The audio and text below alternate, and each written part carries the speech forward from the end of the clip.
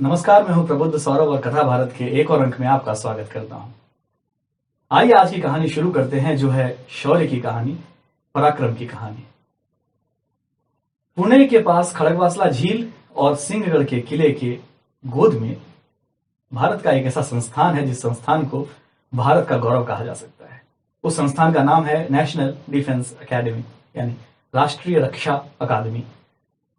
जो भी कैडेट्स, जो भी स्टूडेंट्स नेशनल डिफेंस एकेडमी का एग्जाम देते हैं और उसमें सफल होते हैं, वो लोग वहां पर ट्रेनिंग करने के लिए जाते हैं, जिसके बाद वो भारतीय सेना में ऑफिसर चुने जाते हैं और जिसके बाद उनका सीना भारतीय सेना के मेडल के साथ भर जाता है। नेशनल डिफेंस एकेडमी में जब ये कैडेट्स आते हैं और इनकी ट्रेनिंग चल रही होती है, तो इनमें आपस में बड़ी होड़ होती है कि नंबर 1 पर कौन आएगा। हर स्कूल कॉलेज की तरह यहां भी शौर्य, पराक्रम और मेहनत की होड़ रहती है कि मुझे नंबर 1 आना है, मुझे नंबर 1 आना है। यह मेहनत इसलिए होती है क्योंकि नंबर 1 कैडेट जो होते हैं नेशनल डिफेंस एकेडमी के हर बैच में, उनको दिया जाता है लाचित बोड़फुकन अवार्ड। लाचित बोड़फुकन के बारे में आपको मैं थोड़ी देर में बताऊंगा। उससे पहले मैं आपको बताता हूं अहोम साम्राज्य की कहानी। अहोम साम्राज्य भारत का एक शक्तिशाली साम्राज्य था, जिसने लगभग 600 साल तक असम और उसके आसपास के इलाके पर साम्राज्य किया और उनका शासन बहुत ही अच्छा, बहुत ही प्रगतिशील और बहुत ही न्यायप्रिय माना जाता था। और मुगलों की नजर, मुगल उस समय तक भारत में छाने लगे थे और 17वीं शताब्दी की शुरुआत से ही मुगलों की नजर असम और उसके आसपास के इलाकों पर पड़ने लगी थी। मुगलों ने कई बार छोटे मोटे हमले भी किए, कई बार छोटे मोटे सेनापतियों को भेजा कि असम पर कब्जा करना है, लेकिन वे कभी भी सफल नहीं हो पाए क्योंकि अहोम के शक्तिशाली राजा और उनके शक्तिशाली सेनापतियों ने कभी ऐसा होने नहीं दिया। लेकिन 1662 में मुगलों ने एक बहुत ही बड़े लड़ाके को असम जीतने के लिए भेजा, जिसका नाम था मीर जुमला। मीर जुमला के नेतृत्व में जब मुगलों की सेना असम पर आई, तो अहोम सैनिकों ने, अहोम सेना ने उसका डटकर मुकाबला किया। लड़ाई लंबी चली, लेकिन बहुत ही लंबी और बहुत ही टक्कर देने वाली लड़ाई के बावजूद अहोम को हार जाना पड़ा। मुगलों का कब्जा असम पर हो गया और कुछ दिनों के लिए महाराज जयध्वज को अपनी छोटी सी बची हुई सेना की टुकड़ी लेकर कहीं और चला जाना पड़ा। अपनी जमीन हारने के बाद राजा जयध्वज और बचे हुए सैनिकों ने हतोत्साहित न होने का फैसला किया। उन्होंने तय किया कि हम इसी टुकड़ी को और बलशाली करेंगे, नई रणनीतियां बनाएंगे और अपना असम का साम्राज्य, अपनी जमीन, अपनी धरती, अपनी मां, अपने खोए हुए सम्मान को अवश्य वापस लेंगे। इस इरादे से उन्होंने अपने सैन्य अभ्यास जारी रखा और कुछ समय बाद उन्होंने दोबारा असम की मुगल सरकार पर हमला कर दिया और अंततः मुगलों को वहां से खदेड़ने में कामयाब हो गए। अहोम साम्राज्य की शक्ति के आगे मुगलों की एक न चली। दूसरा, वो वहां के मौसम और वहां के माहौल और मिजाज से परिचित नहीं थे। इस कारण से भी मुगल सेना काफी परेशान थी और उसके बाद शक्तिशाली अहोम सैनिकों का हमला उन्हें वहां से भागने से न रोक पाया। लेकिन मुगल भी यहां कहां हार मानने वाले थे। कुछ समय बाद मुगलों ने दोबारा एक बार असम पर आक्रमण करने की योजना बनाई। इस बार उन्होंने बहुत बड़ी फौज बनाई। कहते हैं कि अब जो उन्होंने फौज भेजी, उसमें 50,000 से लेकर 1 लाख तक के सैनिक होने का अनुमान है और इसका नेतृत्व कर रहे थे राजा राम सिंह। राम सिंह अपनी सेना लेकर जब अहोम साम्राज्य की तरफ बढ़े, असम की तरफ बढ़े, तो अहोम साम्राज्य को इसकी जानकारी मिल गई। अहोम राजा उस समय चक्रध्वज अहोम के राजा थे, जो वहां शासन कर रहे थे, और उन्हें यह जानकारी मिली। तो उन्होंने अपने एक सैनिक, जिस पर उनकी नजर शुरू से थी, उनको अपने दरबार में बुलवाया। उस सैनिक का नाम था लाचित बोड़फुकन। उस समय तक वो बोड़फुकन नहीं थे। बोड़फुकन क्या है, ये मैं आपको अभी बताऊंगा। उस समय तक वो सिर्फ लाचित थे और एक साधारण सैनिक थे, लेकिन महाराज चक्रध्वज की नजरों में वो एक बड़े लड़ाके थे, एक बड़े जाबाज खिलाड़ी थे। उनको दरबार में बुलवाया गया। कहते हैं कि जैसे ही लाचित वहां पर आए, दरबार के अंदर आए, वैसे ही एक सैनिक उधर से आया और उनके शिरस्त्राण पे झपट्टा मारकर उसको लेकर भाग गया। अब वो झपट्टा मारकर जिसने शस्त्रान लिया, वो आगे आगे और लाचित पीछे पीछे। थोड़ी देर दरबार में ही दौड़ने के बाद लाचित ने अंततः उस सैनिक को पकड़ लिया और तलवार खींच ली। लेकिन तभी महाराज खड़े हो गए। महाराज ने कहा, रुको लाचित, यह सैनिक मेरा ही भेजा हुआ था। लाचित को आश्चर्य हुआ। लाचित ने कहा कि आपने मेरा शस्त्राण उतरवाया, यह मेरे लज्जा और मेरे सम्मान का विषय था, यह ऐसा आपने क्यों किया महाराज? तो महाराज ने मुस्कुरा कर कहा, मैं यही देखना चाहता था लाचित कि अपने आत्मसम्मान के लिए तुम किस हद तक जा सकते हो।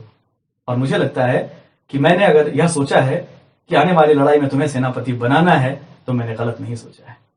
राजा चक्रध्वज ने उसी समय लाचित बड़फुकन को सेनापति घोषित कर दिया। बड़फुकन का मतलब होता है बड़ा सैनिक,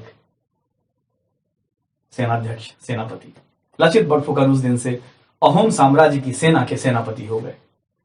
इसके बाद युद्धाभ्यास होना शुरू हुआ। लाचित की खासियत यह थी कि वो आमने सामने की लड़ाई में भी उतने ही पारंगत थे जितने की गुरिल्ला युद्ध नीति में। हालांकि मुगलों को इस बात की जानकारी थी कि लाचित नाम का एक सैनिक वहां पर है जो बहुत बड़ा लड़ाका है, लेकिन इसके बावजूद उन्हें यह पता नहीं था कि लाचित कितना बड़ा है। मुगलों की सेना ने जब वहां आक्रमण किया तो लाचित बड़फुकन ने अपनी सेना लेकर उनको टक्कर दी। काफी लंबी समय तक लड़ाई चली, काफी दिनों तक हमले होते रहे, इधर से भी उधर से भी। बीच में थक कर मुगल सेना थोड़े दिनों के लिए बैठ गई, उन्होंने कुछ भी करना बंद कर दिया। इस बीच लाचित बड़फुकन की तबीयत खराब हो गई, उनको तेज बुखार आ गया और संभवतः कोई बीमारी भी रही होगी जिसका फिलहाल किसी इतिहास में किसी जगह जिक्र मुझे मिला नहीं। वो बीमार पड़ गए और वो अपनी कुटिया में, जहां उनका घर था, वहां पर विश्राम करने लगे कुछ दिनों के लिए। हालांकि राम सिंह और उनके दस्ते को यह पता चल गया कि लाचित बीमार है।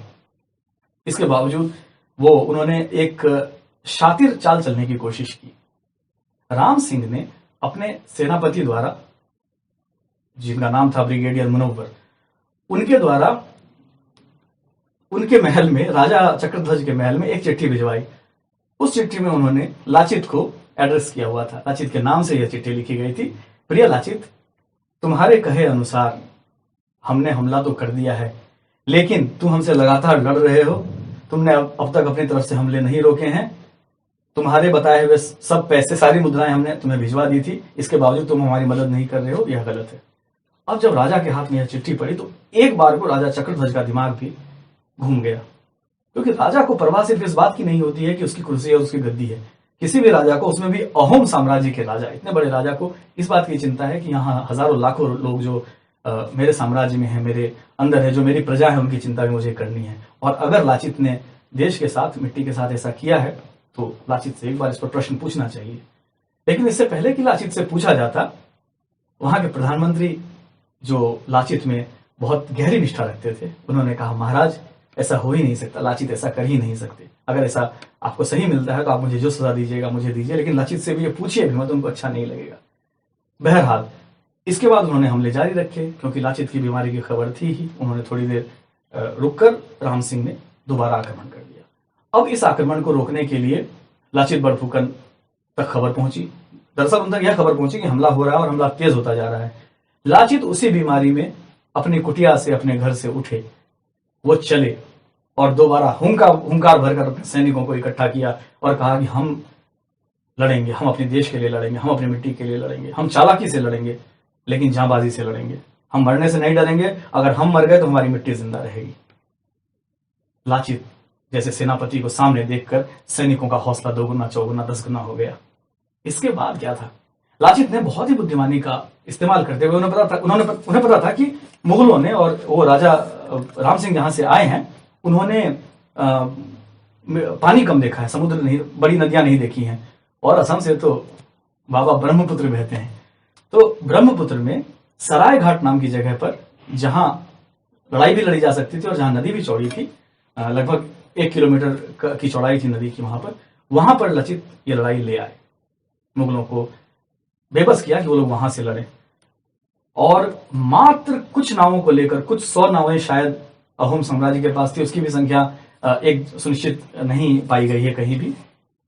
कहते हैं कि राम सिंह की सेना में हजारों नाव थे, 1 लाख सैनिक, और जो हजारों नावों पे सवार थे, इधर कुछ 100 नाव और लाचित बड़फुकन, जिनके पास उनके पास एक सैनिक दस्ता था जिसके पास जांबाजी, दिलेरी के अलावा कम हथियार थे। लेकिन लड़ाई तो मातृभूमि की थी। इस लड़ाई में मातृभूमि के लिए अहोम साम्राज्य के सैनिक ऐसे लड़े, इस दिलेरी से लड़े कि राम सिंह को अपनी सेना लेकर और अपने ब्रिगेडियर मुनव्वर के प्राण गंवाकर वहां से वापस लौटना पड़ा। राम सिंह जी ने मुगल दरबार को चिट्ठी लिखी और उस चिट्ठी में लिखा कि हमने बहुत मजबूती से लड़ाई की, हमने हमले की सारी कोशिशें की, हमने हमारे पास जितने हथियार थे, हमारे पास जितनी युक्तियां थी, सब हमने लगाई, लेकिन कुछ भी सफल नहीं हुआ। और सराय घाट की लड़ाई में हमें नावों में हर तरफ लाचित बड़फुकन दिख रहे थे, और ऐसे लाचित जो एक हाथ से तलवार भी चला रहे थे, एक हाथ से तीर भी चला रहे थे, एक हाथ से गोले भी चला रहे थे। हमें समझ में नहीं आया कि हम इनसे कैसे जीतें, और हम अपनी सेना लेकर वापस लौट रहे हैं, और इसके लिए हमें मुगल साम्राज्य क्षमा करे। तो यह थी लड़ाई लाचित बड़फुकन की। जिस साम्राज्य के पास लाचित बड़फुकन जैसा दिलेर, जैसा साहसी, जैसा ताकतवर, जैसा हिम्मतवर सेनापति हो, उसके लिए छोटी टुकड़ी लेकर भी बड़े से बड़े मुगल सेना को हरा देना कोई मुश्किल नहीं है। तो यह थी भारतीय इतिहास की गौरवशाली परंपरा के एक अद्भुत शिलालेख लाचित बड़फुकन की कहानी, जिनके नाम पर नेशनल डिफेंस अकेडमी अपने सर्वोत्तम कैडेट का इनाम रखती है। नेशनल डिफेंस अकेडमी वो अकादमी जिनके यहां से 27 सेनाध्यक्ष, 3 परमवीर चक्र और 12 अशोक चक्र विजेता निकले हैं। 24 नवंबर को हर साल लाचित बड़फुकन दिवस मनाया जाता है, लेकिन थोड़े से अफसोस की बात यही है, थोड़ी सी कमी यहां रह जाती है दोस्तों, कि यह सिर्फ असम में मनाया जाता है। लेकिन क्या आपको नहीं लगता है कि हमारी और आपकी जिम्मेदारी भी है कि किसी भी बड़े दिन की तरह, देश के किसी भी बड़े से बड़े त्योहार की तरह लाचित बड़फुकन जैसे बड़े जाबाज का दिवस मनाया जाना चाहिए।